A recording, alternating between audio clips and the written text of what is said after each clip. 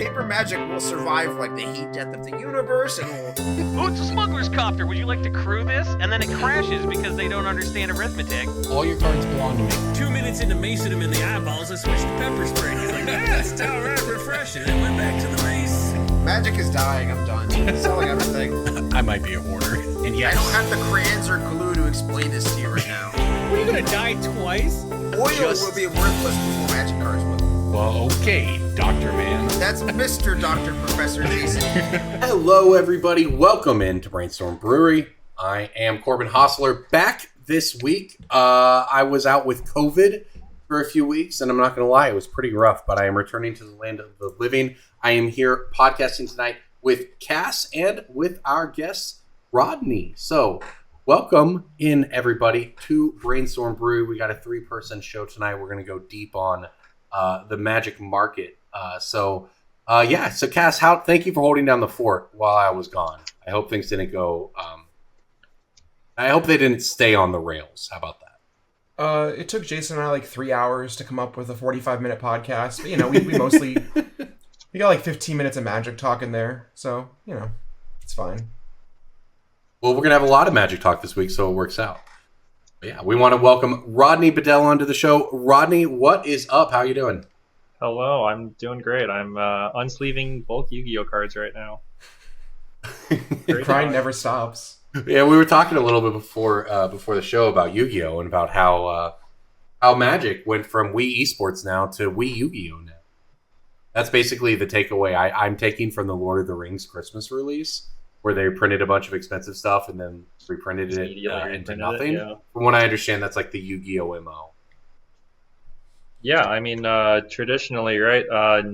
Like I could never ever find a store. There was never any store around me ever that had Yu-Gi-Oh singles for sale. Like, if I wanted to get some Pot of Dualities for my Yu-Gi-Oh deck, like I would have to hope that one of the other Yu-Gi-Oh players had them, or buy it online. And I mean, the Yu-Gi-Oh scene where I played 10 years ago, it was a bunch of poor Yu-Gi-Oh players, and then it was one guy with a job who bought like 10 boxes of every single set, and he propped up the entire local Yu-Gi-Oh economy. That was you in Volcanic Islands on the SCG circuit a couple years ago, right? Was me in Volcanic Islands on the NRG circuit, yeah. Oh, right, NRG. A little bit ago. Yeah.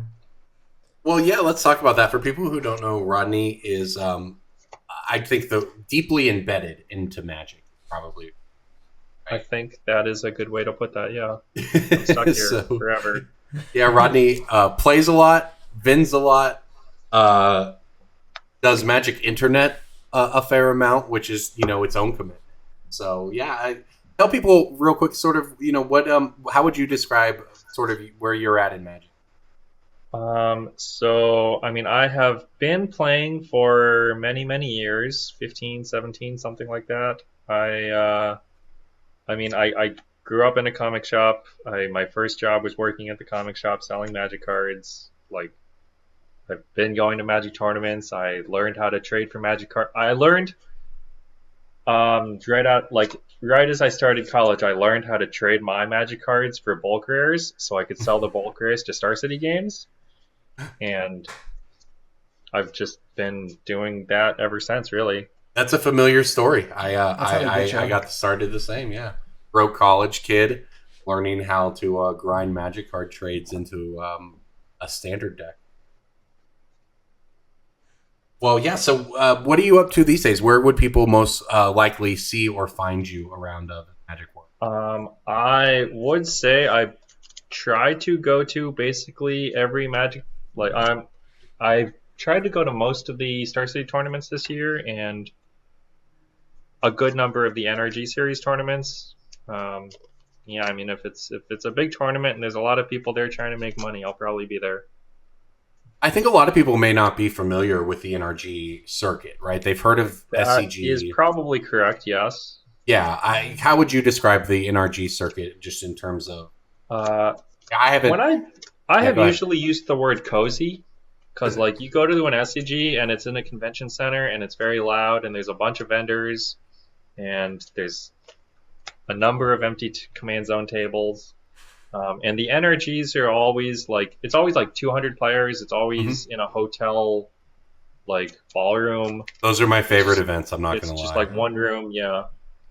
You can Everyone walk knows straight each from other. your. You can like roll out of bed, do your thing in yeah. the morning, walk straight down to the event hall. Absolutely. Carpeted usually. I have a deep nostalgia for hotel ballroom tournaments because growing up I was in the Colorado area, and every season we got exactly 2 PTQs that were always at the exact same hotel ballroom. It was in Nice. that one where the Grand Prix were in Denver. No, so the Grand Prix were in like the actual like convention center that's attached to a hotel. This was like a hotel like actually 25 minutes away from Denver. It was like it was like a terrible little ballroom, and there were giant glass windows that about round 4 of every PTQ would have all of the sun pouring in, and the room would get so hot everyone would almost die. Nice. That's a good Deeply classic nostalgic Magic for me. experience for sure. Yeah. Yeah, for us it was the PTQs at the Elks Lodge, and like a 45-minute drive to just outside of the right. And we'd go hang out at the Elks Lodge, which led me to learning what an Elks Lodge was. What is an Elks Lodge? Is it just like So hunting lodge? it's like an old man club. Oh, cool. Like, I'm trying to think of the proper analogy. Like Knights of Columbus is like a really kind of similar thing. Sure. It's just like it feels to me like a relic of the like 1950s when men would just leave their house to their wives to manage their kids and go smoke with their buddies down at the lodge, sort of vibe. It's like a social club type thing. Yeah, only I don't really know what the function might be in the year of our Lord Skitter 2023, but I do know that it was pretty good for PTQ. It's a space to host Magic tournaments. Yeah, Yeah. exactly. Finally, For someone sure. figured out how to run a Magic tournament venue. It was certainly that like unique nostalgic, right? PTQ. Love it. Also enjoy. That's why the Hunter Burden I got out to last year in Dallas, and it was that same hotel ballroom vibe. Like it's just a very cozy is the right word. There's something that's like the RCs are all terrible in terms of vibes. It's just like too big. It doesn't feel like something I want to be at. And RCQs are so hit or miss. Like if you go to the RCQ at your local game store, it feels awesome. But if you have to like drive 45 minutes to some other game store, it's just like there's a sense of unease I get from being out of my element like that. Especially if you like going to a tournament where you don't know anyone. Right, like you sit down before round 1 and you're like hoping someone you know will walk in so you have someone to talk to that day. Yeah. If you don't have a crew to go with you, that is what it is. I mean, I think events like that can be fun, right? The couple-hour road trip if you have a couple buddies, but yeah, totally different. Yeah. Also, I'll say this about RCQs. We had one over the weekend. Buddy of mine played just like he played like Scam Beans Scam in his first 3 rounds. Went 1 and 2 or whatever and dropped and left. And it's like, okay, whatever. That may be what you expect. But then you get on Twitter and someone across the country is like, at a 2 slaughter, 6 people here. And it's like, okay. So I'm going to parlay this into a little story time. This most recent Saturday, I played a team tournament, and there were 9 teams, and the room was just like incredibly stacked. It was at Level Up Games up in Maryland, and my team gets the round 1 bye, which totally ridiculous in that tournament. We like walk around, we scout out the decks, we all kind of come back together, and we're just like, there's like no good matchups in the room for us, right? And we all sort of agree it's not great for us. Then we win round 2. I beat I lose to the reigning Eternal Weekend champion, and my teammates carry me. So we're 2-0 in a 5-round event with, like we're 2-1-2 top 4s. We proceed to lose the next 3, and then it turns out the team who would have gotten 4th place thought they were dead, so they left. So we made top 4, and then immediately lost in top 4. I won like 4 games of Magic on the day and made money. So The dream. the dream. And hung out with friends. It's true. Yeah, we went to a place called Mi Puebla up in Maryland. That's like just like a little like family owned like American style Mexican food joint. Incredible, just absolutely fantastic. Can't recommend it enough if you're in the area. Well, to move this along, this is going to be a little bit ironic here, but we want to just dive right into the main topic tonight, is the ongoing volatility, uncertainty surrounding the secondary market. Rodney is both very steeped in that secondary market, but also in sort of like the discourse and the narratives and how that matches reality. So it feels like a good topic to dive into with Rodney. So let's start it with this. There's been a lot of posts from vendors or store owners, and I don't want to say doom and glooming, but let's just say illuminating some of the challenges faced by vendors. And as part of that, there's a tweet going around from Kyle Lopez about how you can no longer expect 70% on your cards. That used to be the norm, or at least a reasonable price to expect at the high end on stuff.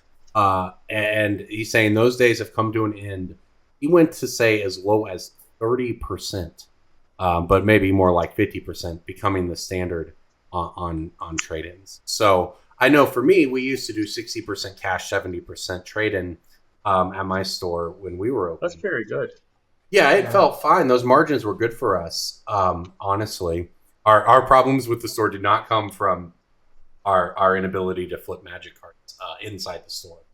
But it comes with all the other problems we're going to talk about, right? So, but let's talk about that then and dive into why is 70% something that maybe these days is more aspirational than real. Rodney, do you want to dive in from sort of what you see from your end of the table? Sure. I mean,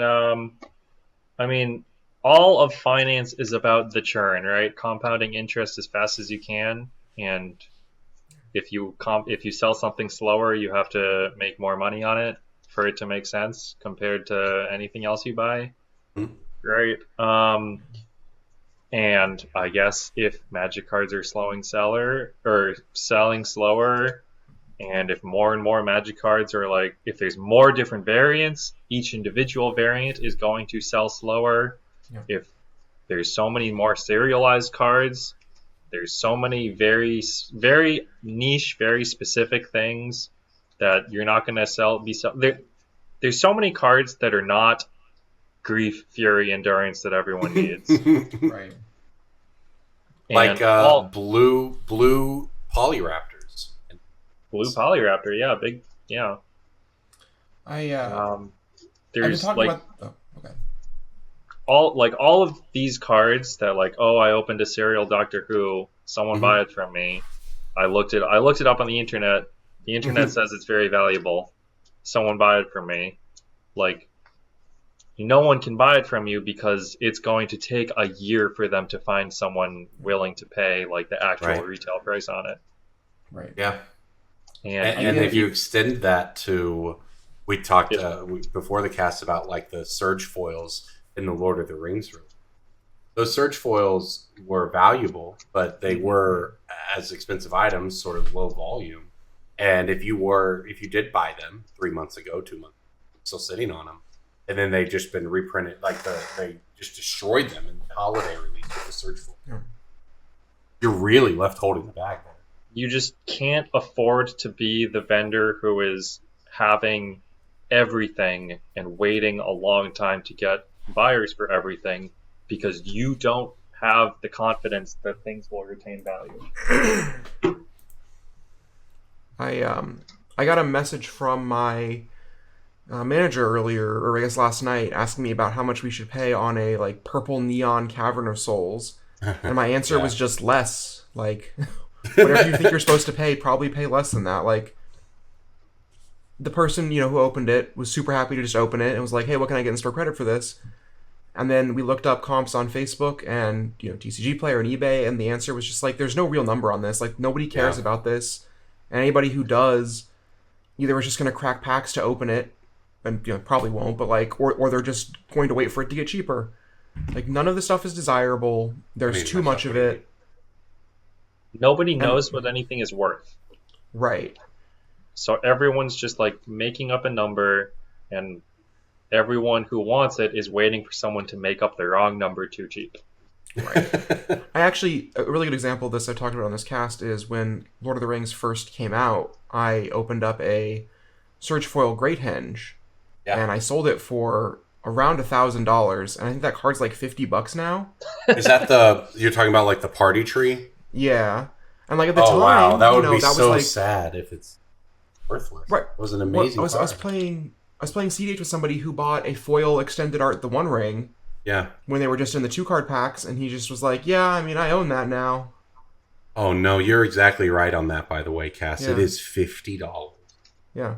Everybody who cares about cool things in Magic just gets burned now. And how many times A can month they burn ago, before it was they quit? A month ago, it was $250. Yeah. That's brutal. Well, let's look at it this way. A lot of people would say that reprints are good for the game. Reprints have been happening for a long time in Magic. Not like expensive cards haven't been reprinted into Standard in the past. What makes this different than eating a fetch land or a shock land? I mean, how many times have fetch lands been reprinted? Like, Zendikar fetch lands have been reprinted like twice, two and a half times. And Onslaught ones have been reprinted like 3 times, two or 3 times, something like that. Mm-hmm. Well, I guess what I'm saying is Doubling Season been reprinted in the last 2 years, like 3. How many different Smothering Tides are there? Pop quiz. How many Smothering Tides are there? How many SKUs are there for cards named Smothering Tide? I don't know, 30? I'm going to say 4. Offhand, I can say that there's Enchanted Tales of Eldraine, there's the anime one, there's Commander Masters, there's Original Set. I think they're in Double Masters too. Like Double Masters 2, Double Masters 2 Borderless. Holy shit. I just looked at there's this. Etch Foils. God, I 4 thought Smothering that- Ties would be awesome. You know what? This is where I was living in last year where it was a $40 card, not a $15 to $20 card because they threw it in there. And the problem I thought it was that, just like the Wilds of Eldraine extras. No. And the problem isn't that cards are cheap now. Like, that is like the functional problem, but the problem is that if you're a store and you owned 5 Smothering Tides that you had some of your Commander players to come in and get, you got burned. So there's no incentive for stores to stock cards for players, and all you can do as a store is just list it for the number you think it will sell at in 7 days or less. Well, and that we should bring this into our next point. Is the industry as it stands designed to even get players cards in 7 days or less if they want to build a standard deck or build the new Broken Pioneer deck? No. That it is impossible because TCG Player says the cheapest person gets the sale always, which is pretty reasonable. Except the cheapest person on TCG Player is always going to be someone who has 1 copy of this card and wants to own 0 copies of this card, and that is just a different set of that's just a different set of priorities than the store that has 100 of this card and wants their players to be able to have 4 of this card always. Like if you're Star City Games and you're trying to have standard cards so people can play your standard tournament, you're just in an entirely different environment than I opened a booster box, I want to sell the singles on TCG Player. Right. But you're also competing with that person. Well, that's a great point for a bunch of reasons. Yeah. Like, do you think a solution to this problem is to just make it so schmucks can't sell on TCG Player? Well, listen, like that's TCG Player clearly considered that question when they were a platform. And I remember when they opened it up to individual sellers, they actually reached out to this podcast to like ask us to help them test the system, like if individual sellers and like our accounts and blah blah blah. But the point is TCG Player as a company clearly looked at that and decided that it made more sense for them to allow people to sell individually. Right. And if people want to sell their cards individually and TCG Player doesn't let them, they're either going to go to eBay, which TCG, or they're going to. Well, now they do. Now they do. Yeah, they're owned by them. Right. But they also think about how many attempts at dethroning TCG Player have come along and failed. And part of the reason that they failed is that sellers couldn't jump onto them because they were already on TCG Player, right? Like they TCG Player filled that need and decided that the downsides were worth the upsides to them, and clearly they were probably right. So I don't know, like, would removing those, that seller with no overhead who has a completely different set of facts than a store trying to make money on cards on TCG Player. Yeah, that's really hard. Like, would that solve a bunch of problems? Maybe, but I don't think It's like never going to TCG happen. Player would ever Obviously. go for it. Yeah, obviously it's never going to happen because you can't pay your shareholders more money next quarter if you do that. But like, exactly. Would that actually solve the problem? I'm not actually sure it would. I think the problem is like deep enough at this point that alone doesn't fix it. Yeah, and like Rodney, you were talking about it at the LGS level. I mean, if it's not TCG Player, like they're just going to make Facebook posts, and if it's not Facebook posts, then every LGS is going to have one. Every LGS is going to have the one shark with the 6 trade binders. Yep. Everybody wants their Magic cards to be cheap, quick, and easy, and like they don't, there's nobody who's willing to do all three because like you're just doing charity work at that point. Right. Well, and that's what's ironic about it is that as a result of all of this, you can't get cards at your LGS if you want to build a standard deck. Right. And you can't really rely on getting cards from TCG Play. I think I've tried to order a particular foil of whatever the one-drop Merfolk is that turns the lands into islands. Sure. Tide Shaper. Tide Shaper. I think I've tried to order my particular foil that I wanted 3 different times on TCG Player, and as of right now, I own 1 copy of Diversion and 3 copies that I've pulled from packs because the order just didn't show up one time. One time it showed up non-foil, one time it showed up wrong. Like, it's the TCG Player is not to downplay TCG Player, but just the inherent volatility of having anyone being able to sell leads to some less than uniform experiences. And also, like, not a TCG Player's fault. That's like anyone who is shipping orders is probably paid an amount of money where it's not a huge problem if they make mistakes. Like, whatever. If they make a mistake, we refund it. Okay, problem solved. Yeah. And like from the seller side, yes, problem solved. From the buyer side, it is unreliable to get cards in less than 2 weeks. Yeah. Right. Exactly. So look, I think we've succinctly laid out the problem. As far as solutions, I mean, let's look at it from this. Obviously, we're not going to solve everything. But Rodney, what makes sense as a vendor when, what flow makes sense for you when players are coming to you looking to get cards for their next NRG? So I have specifically built my life and my business to do the least work possible. And for me, the least work possible means I only sell expensive cards. And all of my cheap cards go in the Card Kingdom box or in the whatever box to who wants to buy those cheap cards that day. And that means to minimize my own risk, the only cards I really say I hold on to, the only cards I would say I keep in stock for people is like dual lands. Because like dual lands have always been great. They're a good, healthy, like $200, $500. And I don't want to be pulling 20 card, like, I don't want to be pulling $21 cards for a commander deck ever. Yeah. Everyone who's ever worked in an LGS, that's their least favorite part of the job. Yep. But like some businesses, like Card Kingdom, are built specifically to like take advantage of, we're gonna make $20 on this order and we'll pay someone $5 to pick it. Like, okay, great. Right. Yeah. But you need a lot. You need to have a giant setup to be able to encompass, every single Magic card that exists. Right. And Card Kingdom has struggled in a number of ways, despite being the most successful, in that one of the chief complaints from their employees when they unionize how the warehouse hours and conditions. Right. The complaint from the employees is that there's too much work to do. The complaint from the customers, me and other people, is that the work gets done too slowly because there's too much work to do. Yeah. And everything's driven to the bottom in a price-wise. It's very interesting. You know what is a convenient solution to this offered by Wizards of the host. How about they sell you pre-constructed commander decks direct to the customer?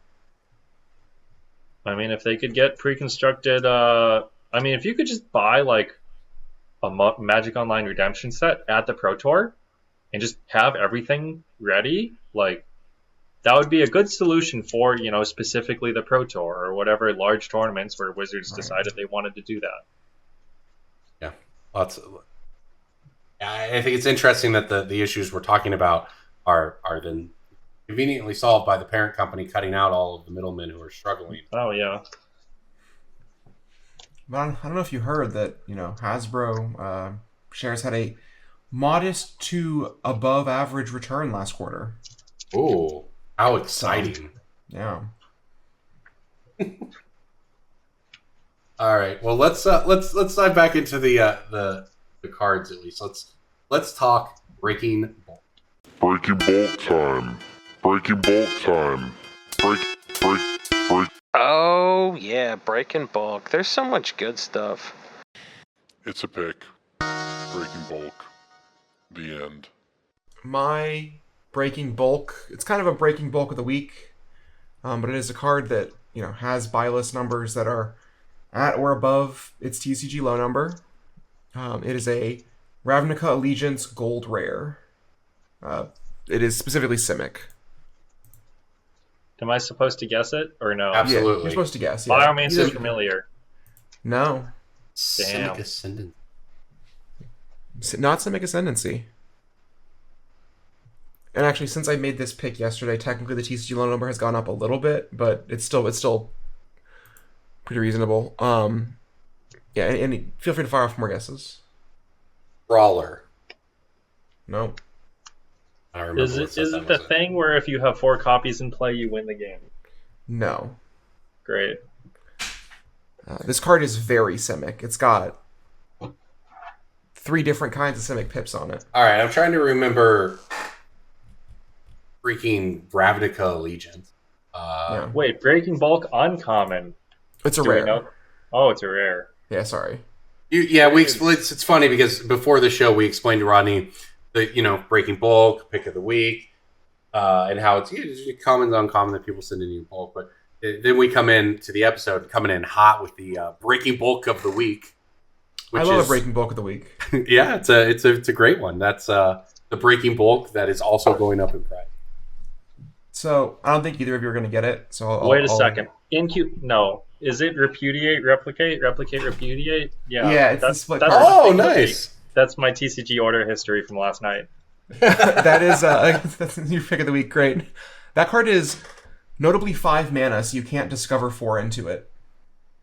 But you can discover 5 explain- into it, and Correct. it will make a copy of your dinosaur that just discovered 5 into it. Yeah, Correct. can you all look? I've briefly seen the deck. Can you explain for our listeners who don't know about this yet what we're talking about? So in Pioneer, we now have a 4-mana creature that says Discover 3. Right? You cascade for a 3 cost or less. And we have a big 6-mana dinosaur that says Discover 5, cascade for a 5 cost or less.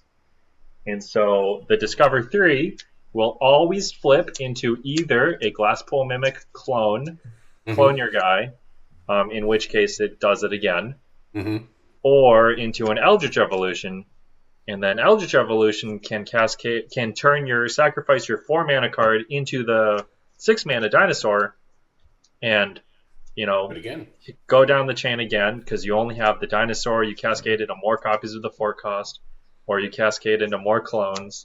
And eventually, your last Eldritch Evolution, you Eldritch Evolution, sacrifice your 4-drop, and you get 6 mana, some Doomscar giant that gives all your guys haste.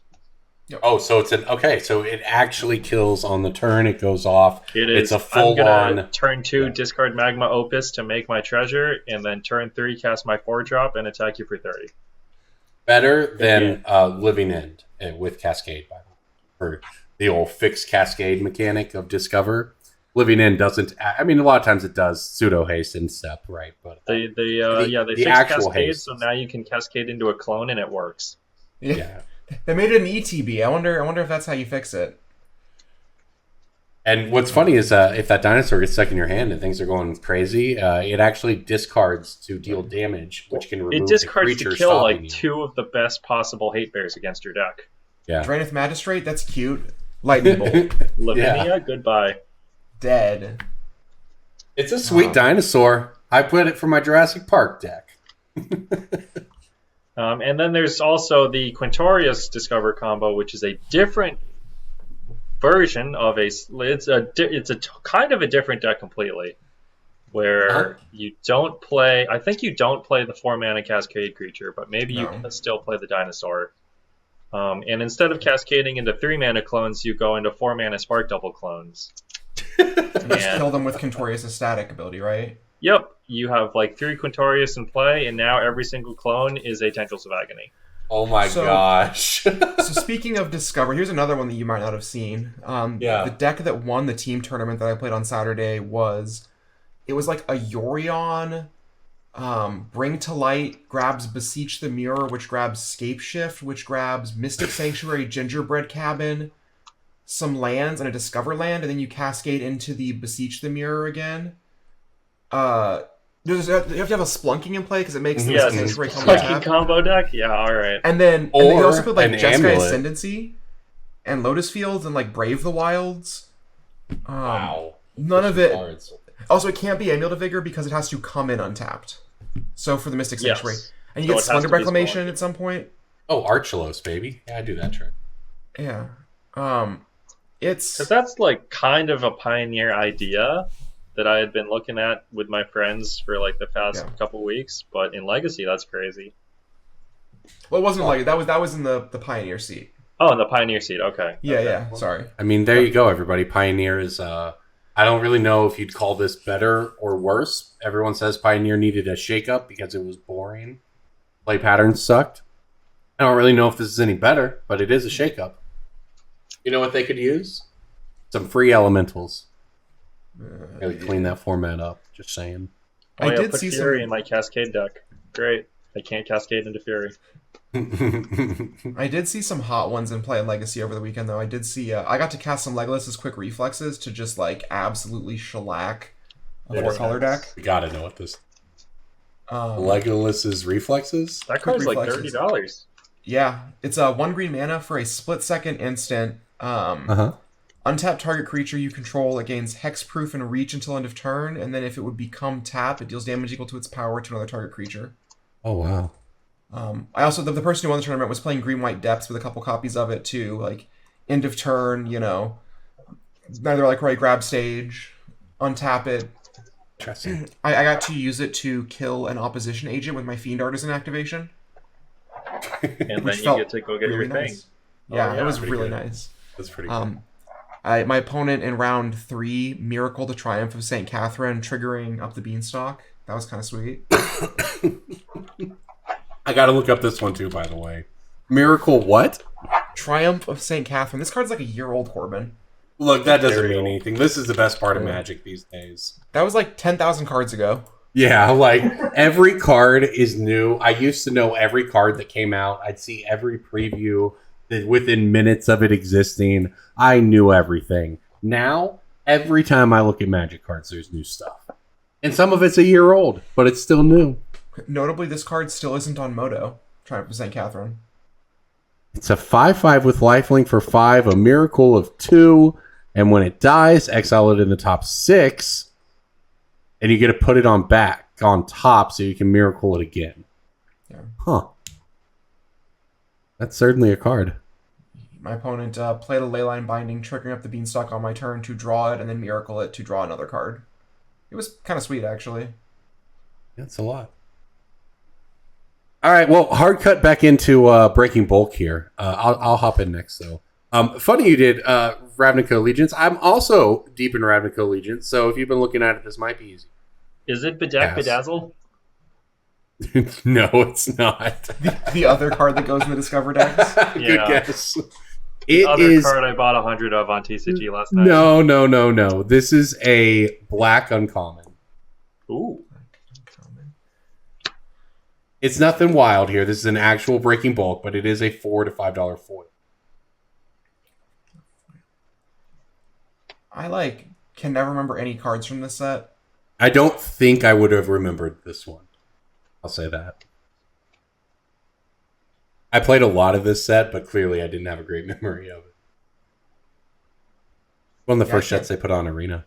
I can't think of a single monocolor card from this set that's not Simic Growth. The 2-mana guy, you pay 3 and get another one of them from your deck. That's the only card I know in this set. Yeah. Growth Chamber Guardian. That's the one. It's not that. I remember that. No. Rodney, any guesses? Black uncommon? Uh-huh. You can go the DJ method and just start guessing effects to see if it gets you there. It tends to be how Breaking Bulk works. Is it a sorcerer? No, it's an enchantment, probably. It's a creature. The creature. It's a creature? There's no blood artist kind of creature? Ah, you did it. It's a blood artist. No. No, it's always that simple, right? It's Vindictive Vampire. It's a 4-mana 2/3. Whenever another creature you control dies, he deals 1 damage to each opponent and you gain 1 life. Each opponent? That's better than target opponent. Yeah, it's just a little 6. It's like the fixed drain thing that was broken in Commander. I got no... My magic vocab today is out of here. The static ability that drains people. Resolve ability. Exploit? No. Extort. Fuck. You're right there with me, yeah. I don't know, people. Usually we know what cards do. Listen, we make a podcast every week. They're like all mostly fine. There's the occasional good one, and we get it in the aggregate, you know? Yeah, we're just moneyballing this podcast. That's exactly right, yeah. Well, anyways, Vindictive Vampire, it's like a 60, 70 cent uncommon, but yeah, the foil's $4 or $5, so it is a blood artist effect. And it's a vampire, which that is... sounds like something I've sold to Card Kingdom last week. Exactly. Yeah, probably. That's what I do with a lot of the cards that I do get rid of, is they just go to Card Kingdom because it's absolutely the best way to move that stuff. Hey, speaking of Ravnica Allegiance, though, what do you think is the most expensive uncommon in the set? Uncommon in the set. Persistent Petitioners is a common. Also, that card's cheap, right? Yeah, it's not that. It might be 4-mana enchantment that drains every turn. No, that's a common. Damn it! Really? Loved that card. It's an enchantment. Verity Circle? Green. I do not know this set at all. Well, that's fine. Look, I thought you all were going to say Wilderness Reclamation, which is probably what I would have guessed.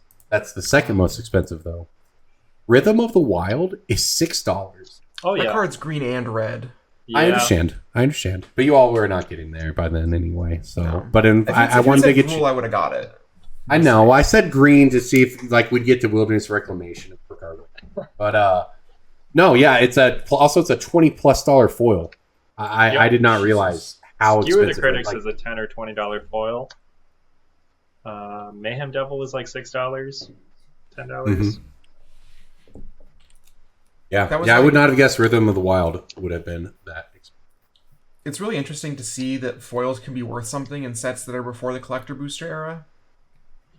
Also true. Although I guess there were collector boosters in that set, technically.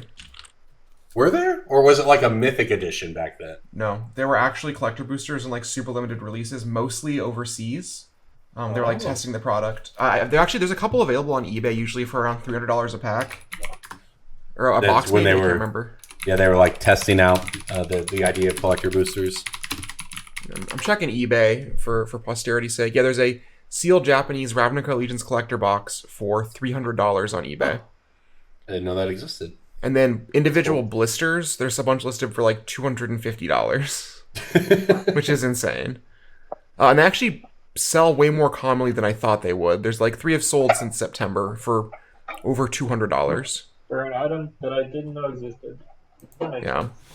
See? There are cards for everybody. There are a number of people who collect booster packs, like one of each booster pack.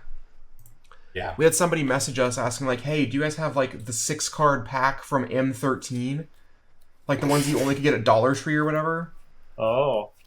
Yeah, good for them. That has to be a... Well, you know what? Wizards is making it easier on them, huh? It's only going to be play boost.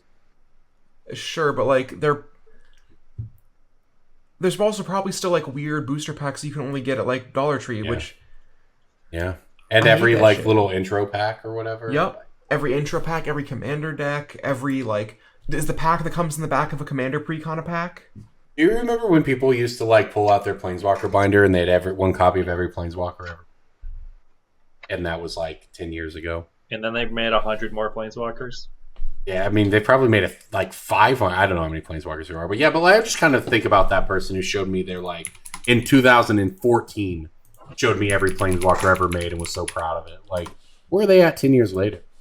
There are Do they have 3 more binders? Planeswalkers. Did they quit? Yeah. There's only 283, which is honestly way less than I thought there would be. You know what? Me too. I would have said like 500. But also, if you think about it, 280 Planeswalker design. Yeah. I mean, 100 of them are just Ob Nixilis, right? It's a lot. the same card. Yeah, that's just a lot, though. I guess I like that they dialed back Planeswalkers massively. Yeah. In the new sets. I loved, like, I think it just, diverging a little from a finance, but I like what Planeswalkers do to Magic games, but I think it's better when they're not every single game. Like, I think one of the biggest strengths of Standard, there's been a lot of talk about Standard recently, that it has different eras that are very unique and different in a way that other Magic formats don't necessarily have, because of block mechanics, which there's a lot less of now. We just get a lot of mid-rangey decks. But I think that's one of the strengths of Standard. I mean, there's always sort of just been like the mid-rangey decks problem. Although the deck I was actually going to reference is in the Planeswalker era. Do you remember the Jeskai, or I guess Blue-White-Red Super Friends deck? They're just like 4 Johnny Vengeance, 4 Espeth Knight Errant, 4 Jace the Mind Sculptor, 3 Gideon Jura, 4 Baneslayer Angel, 4 Day of Judgment, and then like some paths. Maybe some Jace Balerans. Yeah. Yeah, so you can win the Jace War or whatever. Yeah. That sucked. Yeah, I do remember that. So terrible. That was like a whole season. Like, the decks were that, and then if you couldn't afford that, you just built Jund. Yeah, that one was rough in particular, too, because those Planeswalkers were all like... But they learned a lot from those, right? Those Planeswalkers all had very powerful lockdown abilities, leading to a prison feel when you play against them. And they learned a lot with Planeswalkers. Something that's really, like... When Johnny Vengeance first came out, he was, like, for a long time, like, in the top 5 to 10 Planeswalkers for a very long time. Yeah. And that card is just, like, embarrassing now, even in, like, medium-powered cubes. The very first season I played competitive Magic was an extended season, and the coolest deck that I picked up midway through the season was, like, Red-White Prison. And it was, like, Chromoxing out a Johnny Vengeance on turn 2, and just, like, locking down people's lands on turn 2. Keep your land tapped, I guess. If you didn't tap it, I guess it's untapped still. And then as soon as I get a creature out, creature sucked, so it was always in the Lightning Helix range of the adjust. And by that point, you play Boom Bust on your flagstones or whatever. Like, it was just an amazing deck for the time. But yes, you're right. Like, a Johnny Vengeance used to be like, oh, Johnny Vengeance ramped out. Woo! Like, even a turn 3 of Johnny Vengeance was very powerful in a lot of games. There was a modern Jund. There was a modern Jund that splashed for a Johnny Vengeance. It's a Jundy. That's what they call it, a Jundy. A Jundy. And I think they even played. I think they played Lingering Souls too by the end of like the Jundy era. Souls, yeah. Or definitely. Yeah, that was a good era of Magic. Because you needed the Lingering Souls to beat the Ajani's in the mirror. Anytime Lingering Soul, like, it's kind of like giant growth type effects have been kind of popping up in some standard lists before, at least before this set. But and it's like, I just kind of have a general rule, like, anytime shock or giant growth is good, Magic is good, and I kind of feel like that was true of Lingering. Like, every format where Lingering Souls was good, I feel like, except maybe in a Shroud block. Yeah, in standard, like, the French Rights deck with 4 Lingering Souls were pretty miserable. But that's fine. Oh, in standard? Sure. The card was a problem in standard for a while. I remember, like, a Solar Flare back then, maybe. Yeah. Well, there was, like, I think it wasn't until Dark Ascension, but you had the like, the 4 Elish Norn, 4 Faithless Looting, Unburial Rites, like just going hard mode. I do, yeah. That deck was hot. I think I top eighted a states, like old school states, playing All right, well let's move on here. I mean, we talked about the dinosaur. We've talked about a couple other cards from Ixalan here. Also including Ixalan is the Jurassic World release, and now there's going to be some more Jurassic Park secret lairs, the Dinos, which don't make a lot of sense, and an Ian Malcolm secret. The Dinos, if I understand it, Rodney and Cassie, you can jump in, correct me here, but they turned the Tyrannosaurus into a Spinosaurus. It turned the Spinosaurus into an Indominus, but then the Indominus is different than the Indominus card that already exists. And also, it's a Polyraptor, and it's blue. It's a weird secret lair, right? I'm not really sure what any of the words you just said are. But there's a bunch of dinosaurs, and they reprinted a $30 Magic card. So good, buy it. Someone's gonna come in and be like, "Hey, y'all got Polyraptors?" And I'll be like, "I don't." Maybe. I got this blue card here. Yeah, I got this blue guy. You really are hung up on this guy being blue. Corbin. Look, it's just I'll be honest. Listen to me. I was on the Secret Lair website last night. I had the $200+ Secret Lair thrown into my cart, and then I got on Twitter and I saw everyone complaining about the secret. And you know what? I looked at it and I realized that I didn't like it either. I don't want to give my son anatomically incorrect dinosaurs. I don't want that misinformation getting piped directly into my 7-year-old's ear. No way. To be clear for our listeners, the card has green pips still. Like, it is still a green card. It just has like a blue frame because it's supposed to be like aesthetic. Sure, but like they got the dinosaur types all wrong too. It's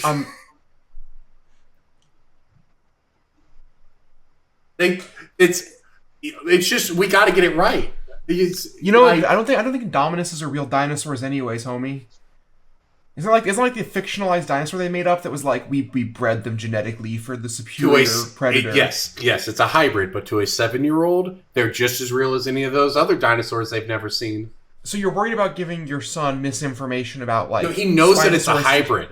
He knows that it's a hybrid, but I don't want the. They turned the Salosaurus dinosaur into a T-Rex, and they turned like the T-Rex into a blue, Spinosaurus. Like, it's all wrong. Rodney, what are your thoughts on dinosaur biology? I like dinosaurs, and I don't like secret lairs. Can that be the name of the episode? Yes, absolutely. I got 2 of the Jurassic World collector boxes, and I got 0 of the Jurassic World stamps on them, which I think are like the serialized versions of this set. Like 1 per master case or something. Is that what it is? It would have been sweet. But I did get a decent number of the dinos I needed for my. All right, well, before we get out of here this week, let's give a shout out to MTG Stocks, our generous sponsor who offers the best Magic Finance tools across the internet. It's what we've used for all of these charts and cards and breaking bulks that we have and breaking bulks of the week. All of the above that we've given you this week all comes courtesy of the data presented by the fine folks over at MTG Stocks. So go check out that website. Check out the premium side.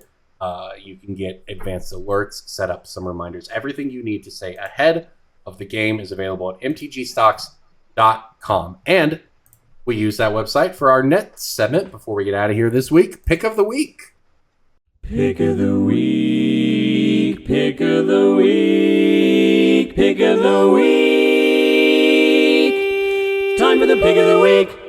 My pick of the week this week is Dominaria United Mythic Rare Sarah Paragon. Card has a very small spread between low and byless, and direct numbers ramp up really quickly on it. It's one of the older sets in Standard at this point, which feels weird to say. And the card just has a pretty powerful, somewhat unique effect. That's nice. That's just a Lairs. Yeah. That's just like a Lairs that you're allowed to play.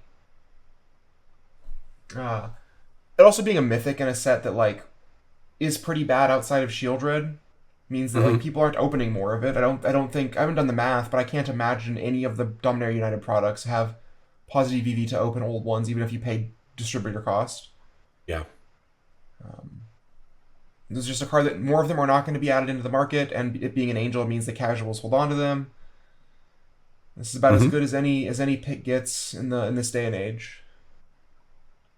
Yeah, we've talked about that on here as well. It's not as easy to do picks of the week as you might think. Lots of Magic cards do go up in price, but it's not always easy to select one and consider all the reprint risks and all of the above. My philosophy for pick of the week for a long time has been the cards I'm suggesting are ones that if you would like to own them to play with, probably grab them sooner than later because the data trends show they're going up.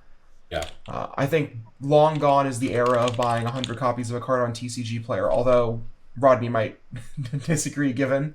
I mean, I bought 100 Bedeck Bedazzles bulk rares for 18 cents. Like, okay, I accept. And I bought a bunch of flumps last year. I have a stack of 100 Demilich, which I bought right after it top 8'd the European regional champs, and I still have it. I still got my Splinter Frights. We'll get there one day. I found a big stack of Harper recruiters that I'm probably never going to do anything with. They're probably just going to sit in a box until I sell them as bulk rares. Perfect. That's what makes it fun. It's not fun to win unless you know what it feels like to lose. I don't think I lost on the Demilich yet. It's like 10% higher than what I paid for it. Also, that is the kind of card that is either bulk or completely unreasonable. Yes. Yes. That was a mythic, right? Yep. Yeah, that's a good profile for sure. Yeah. All right, I'll follow this up here. I'm going to look at Doctor Who because our universes beyond are all crisscrossing these days. And Dinosaurs on a Spaceship is a Boros rare from Doctor Who that works pretty well with all the Ixalan dinosaurs. And it's been climbing. It's moved up to about $12. It was definitely cheaper a couple months ago, but I think it's probably just going to keep. It's a powerful effect. It's got a bunch of words on it. It's a dinosaur lord. It gives them all vigilance, trample. Very powerful. Like picking that up at $10 to $12. I very briefly, I'll say 5 or 6 games in playtesting, played this card in the Red White Initiative deck as an uncounterable threat. Nice. Because the tokens it makes. It was very bad, but it was still cool. It's got suspend, right? That's neat. Are you trimming your f***ing toenails again on the podcast, Corbin? No. Okay. I thought it sounded like you were trimming your f***ing toenails again. I was going to scream at you. No, I was messing with my chair. Okay. That's a problem we've had in the past. What do you mean again? No way. No way. Maybe I did it in a pre-show when I had a hangnail. Very convenient that no one who can back me up on this is here, Corbin. Convenient, you say. Convenient. Planned. Calculated, others might say. All right, and we will let Rodney wrap it up here. Rodney, pick of the week. What are you looking at in your world right now? Well, I have previously, as in last night, looked at lots of the cards in the 2 Discover Pioneer combo decks. Cotorius Canned, Glasspole Mimic, Replicate Repudiate, maybe even Bedeck Bedazzle, as all things I expect people will need in the upcoming month. If the deck is in fact broken and better than everything else you can do in Pioneer. Although the ship has kind of sailed on Cotorius, it's already gone from $5 up to $8. But I think there's lots of other weird old cards in those decks that you can take a look at. Spark Double.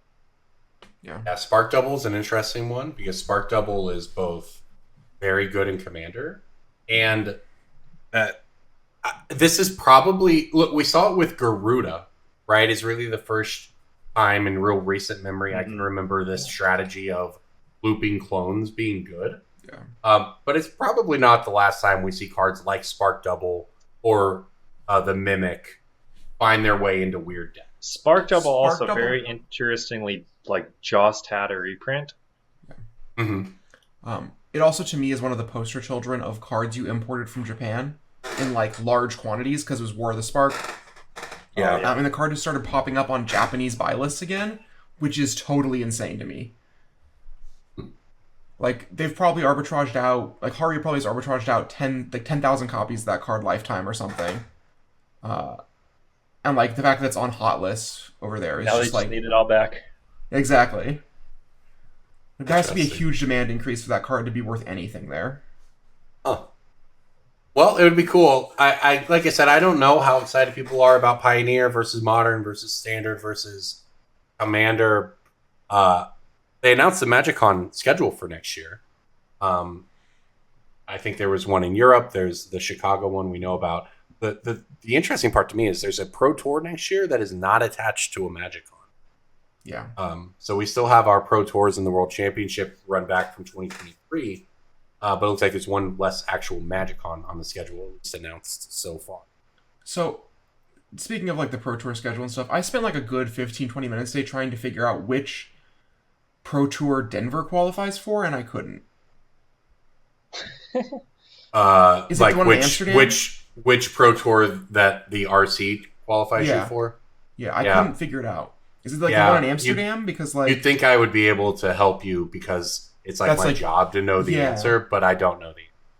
Yeah, it's incredible. I'm like, I don't know. Like if I go to Denver and I qualify and I can't make it to Amsterdam, like can I defer it? Who's to say? Well, y'all never know. Probably not. Yeah. At least I mean I don't know. I do know that like Pro Tours, like in the World Championship, it all seems to be pretty meticulously calculated to get a particular number of people. Oh yeah.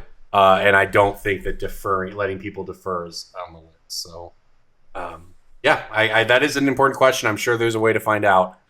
I don't know. Asking Frank Carson's usually my go-to. Let me just dial up Frank Carson real quick. Look, Frank's amazing. Just ask him on Twitter. He will give you the answer. Yeah. He'll give you more than you asked for, and it'll all be great information.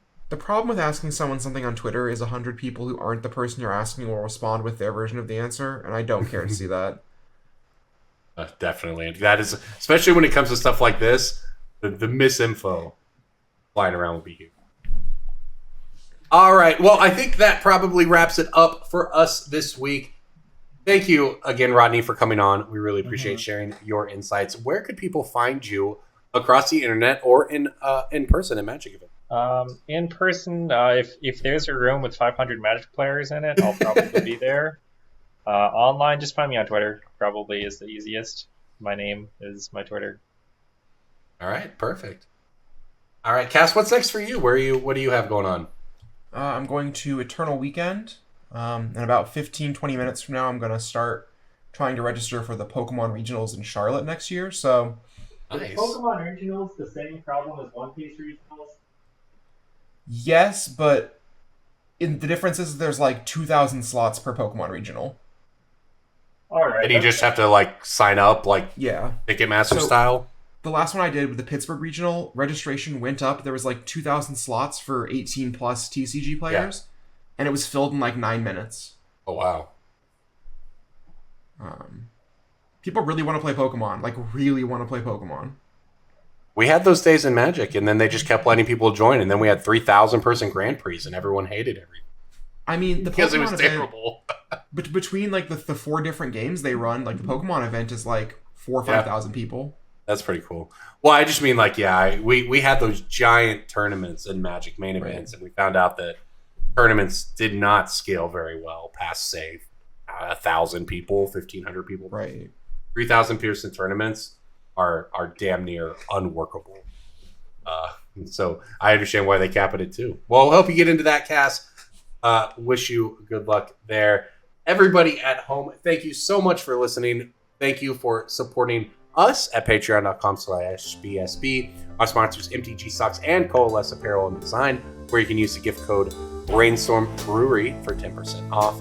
We appreciate everyone who uses the gift code there at Coalesce. We appreciate them. Thank you, everyone, for listening to Brainstorm Brewery. We'll see you next week.